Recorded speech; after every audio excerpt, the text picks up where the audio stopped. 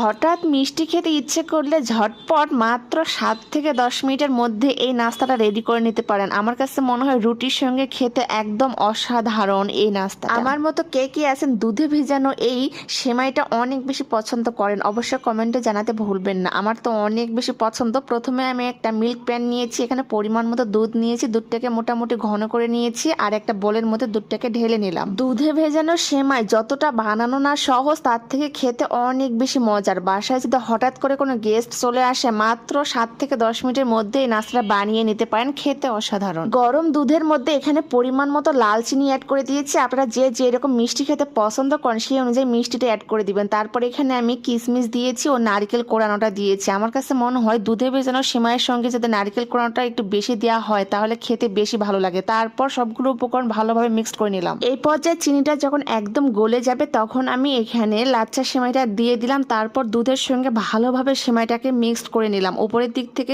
ভালো লাগার জন্য এখানে দিয়ে দিলাম কিশমিশ ও নারকেল কোড়ানোটা। দেখলে যত বেশি ভালো লাগবে খেতে, কিন্তু তার থেকে অসাধারণ।